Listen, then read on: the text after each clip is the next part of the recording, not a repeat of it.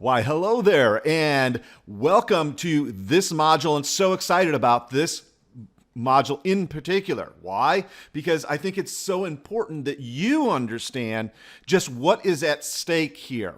Why is it that you should, number one, pay attention to what we have going on in this course and follow it to the letter, to the T? And what we have for you in this module basically explains that. In other words, why should you take the time to sell to libraries? So what Amy and I have done is cull together some of the facts that you need to consider as you put together your campaign to sell to the libraries. So Amy, let's chat about why people should pay attention to libraries in the first place. It's one of the first and biggest questions I get from clients all the time. I'm constantly going at them and telling them that we need to be pitching to libraries, and their first question is, why? I mean, aren't libraries dying? Aren't libraries the last place we want to go? Absolutely not. It's the first place we want to go, and I've got some very interesting facts, verifiable data that I'd love to share with you, Daniel. So shall we move on? According to the Library Journal, they did what they call the annual materials survey for 2015. They went after all of the U.S. public libraries that would respond to a survey, and the majority of libraries did respond to their survey. Library Journal is the top of the library media. You don't get better than them. Here's some of the things that I was absolutely flabbergasted to note. Library materials, which means books, DVDs, ebooks, Blu-ray, audiobooks, also pretty much anything that can be checked out. Library material budgets are up this year. And it is up for the fourth year in a row. Library budgets have been growing. Library traffic has been growing. And right now, average library budget is over $800,000 a year. Whoa. Budgets, even in small communities, budgets that serve populations under 10,000. Think about how few people are in 10,000. I'm in a small suburb of Rochester, New York, and there's more than 10,000 people right here in the local Pittsford Library. But no matter how small a town you're in, the average budget for that library is still $30,000.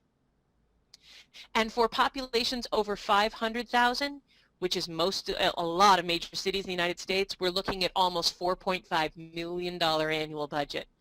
Libraries are catching up. After the economic downturn in 2008. We all took a major hit in the book industry in anywhere from 2005 to 2008. Now, budgets are still scrambling because book prices have gone up.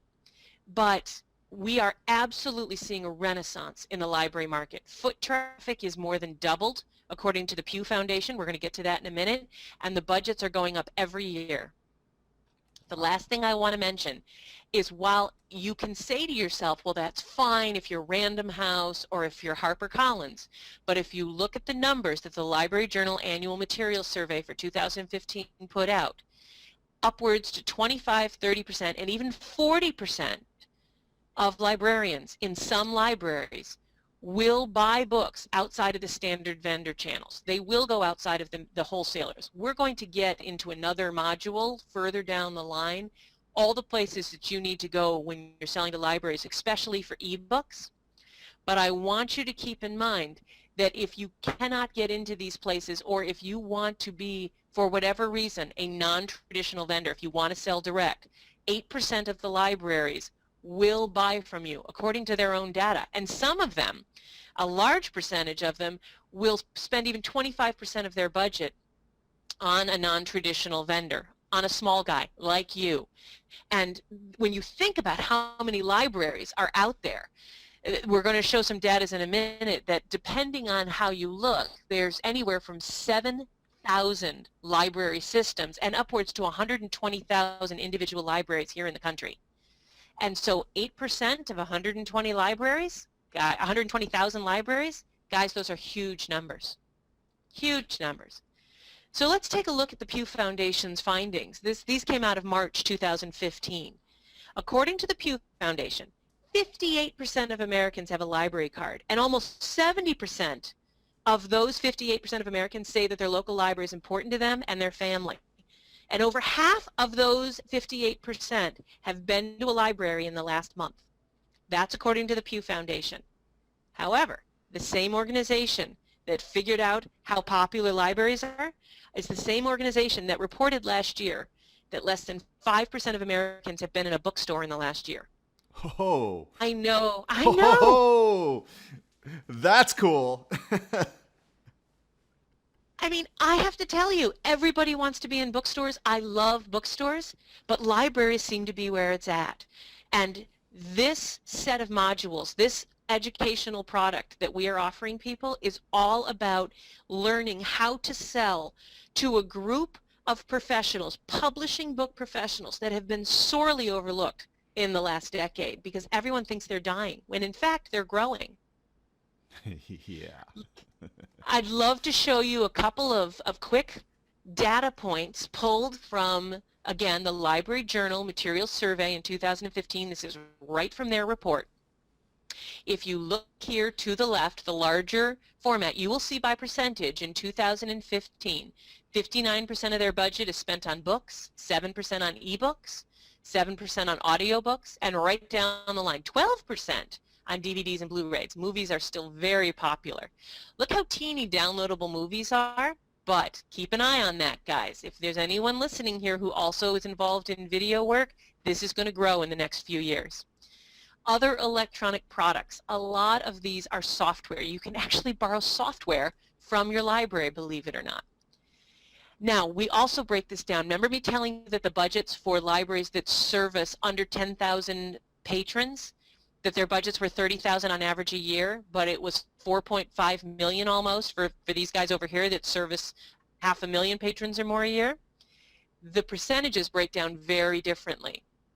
You really want to go after the big guys. If you're focusing on ebooks and ebook licensing, which we'll be talking about later on in a deep dive session, I really would like you to pay attention that 9% of their budget, $4.5 million on average a year, is spent on ebooks, and only 45% of their budget is spent on traditional books, as opposed to 66% of traditional book budgets for the smaller libraries.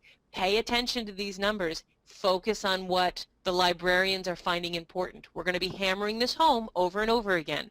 What are the librarians' goals so that you can match your presentations to them? Remember me telling you that the budgets were going up? That's absolutely true, but how those budgets have been spent. 2011, book circulation was almost 67% of the budget. In 2012, it became 62%, stayed about the same for 2013. Look how deeply it dropped in 2014. I mean, it's down to 57, almost 58% in 2014. So keep in mind that ebook circulation is going up, 1.5%, going up, going up, going up, 5.4%. Yes, yes. In other words, now is a great time to be learning to navigate how to get your books into these channels, especially the ebook channels, and that's one of the reasons why, I said when we were chatting about what you are doing with your own clients, Amy, I said, oh my, can we please, amalgamate this and distill your knowledge into a training product that we could help other people out there to do the same. So I really am excited when I see when I see these stats, especially that upward trend into for ebook circulation, and knowing what you have taught me about licensing agreements and the sort of the passive revenue, passive income generation opportunity that represents within the library market. Whoa, very, very cool. It is. And for anyone who tells me that books are dying, I would ask them to look at these numbers. Mm-hmm. Book circulation is up, library traffic is up. Yes, bookstores may not be what they used to be, but people are still reading books. More people are reading books. If you look at these numbers right here, more people are reading books now than they were even 3 or 4 years ago. Let's grab those readers and let's go to where they are. According to the Pew Foundation, I'd like to remind you, 58% of Americans have a library card, and almost 70% of them say their local library is important and have been in a library in the last month. Lovely. Now, that does not say they checked out books, but if you look at this, DVD circulation has gone way up as well, while book circulation has gone down. But I will take 57.7% or 5.4% ebook. You add those together, over 64%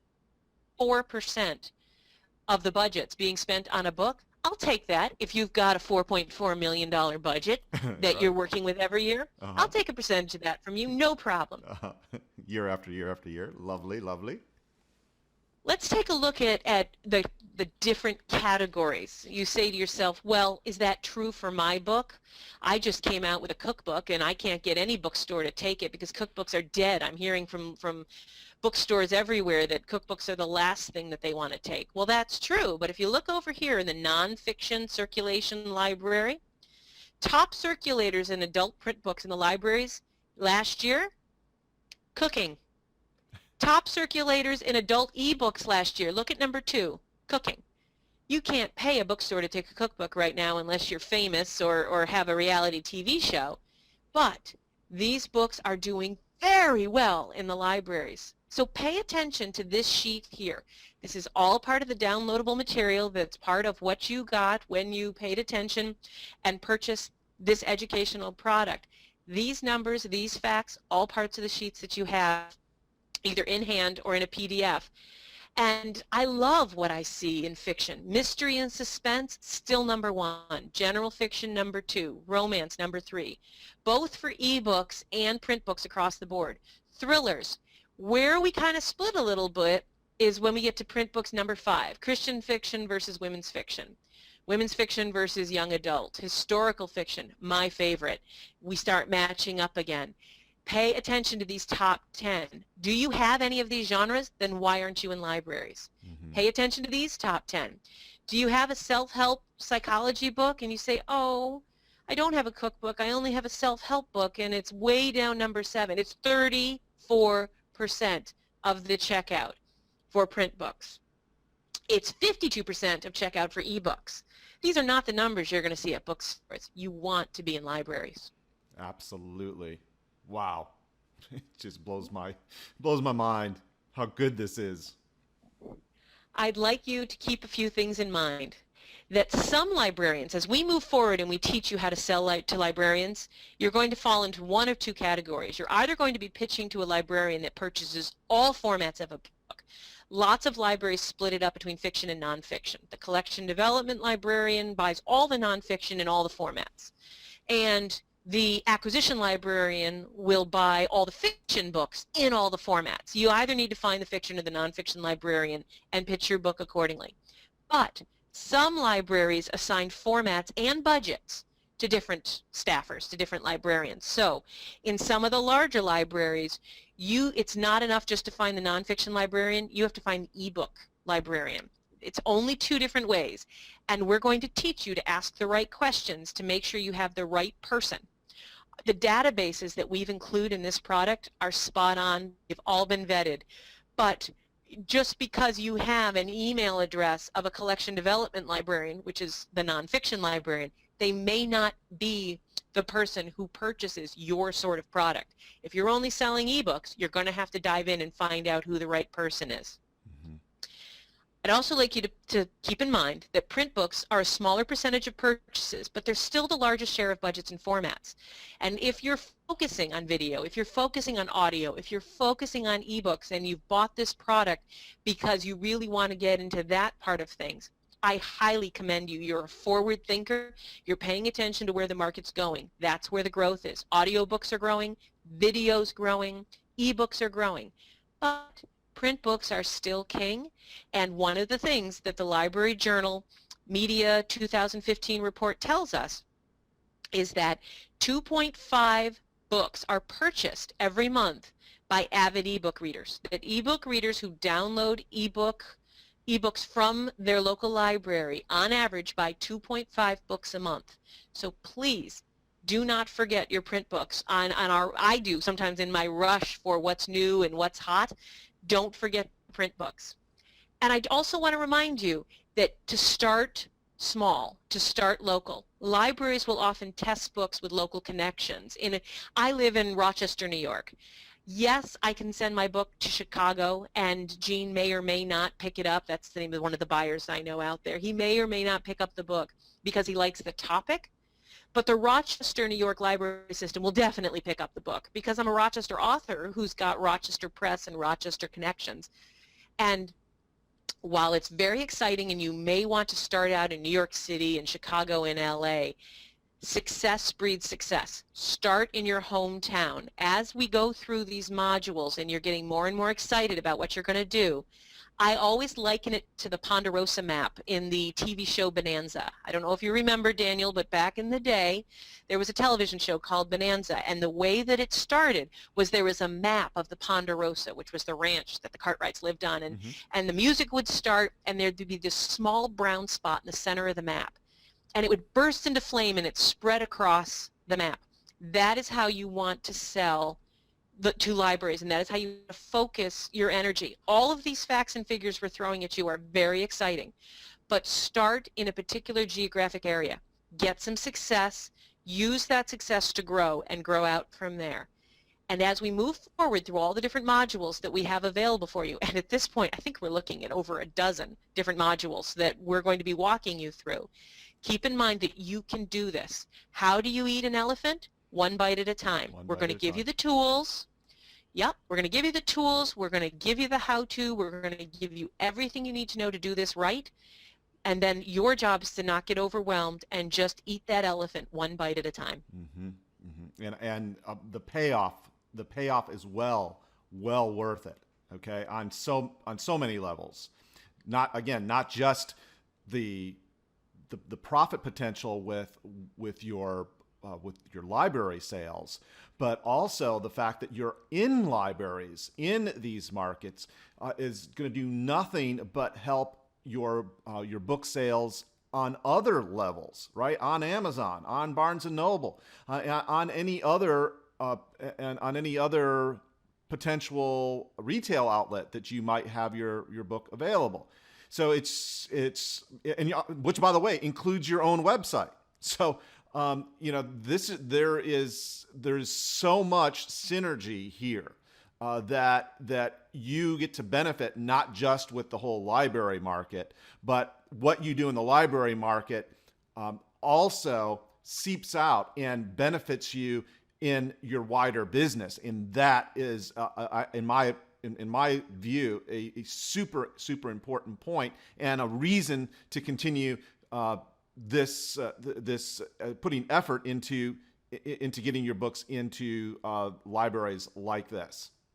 So that's all I have to say. And thanks, Amy. I really appreciate this. And for those folks listening and watching, you're gonna love the rest of the modules. Just keep on going through them. A step at a time. Bit by bit. And again, you can do this. So with that, thanks, Amy, and on to the next module.